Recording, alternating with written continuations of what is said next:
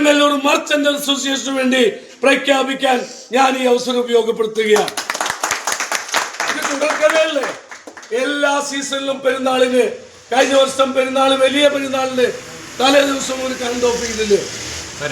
ഭരണിക്ക് current of ചെയ്തില്ലേ? ഇപ്പൊ വിഷുവിന് കറണ്ട് ഓഫ് ചെയ്തില്ലേ? ഈ ദിവസം നോക്കി കൃത്യമായി ചാർട്ട് ചെയ്യുന്ന ആ ഉദ്യോഗസ്ഥന്റെ ഒരു കൃത്യനിഷ്ഠ ഉണ്ടല്ലോ. ഇന്ന് KSEBക്ക് മുടക്കാണ്.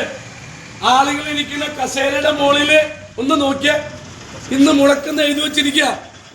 കസേരയുടെ മുകളിൽ എഴുതി വെച്ചിരിക്കുന്നത് അത് ആളിരിക്കുന്ന സ്ഥല. മുടക്ക് വയ്ക്കാൻ ഇവിടെ ബോർഡ് വരെ ഉണ്ട്. KSEB ഇത്ര കുത്തഴിഞ്ഞാണോ മുന്നോട്ട് പോകുന്നത്?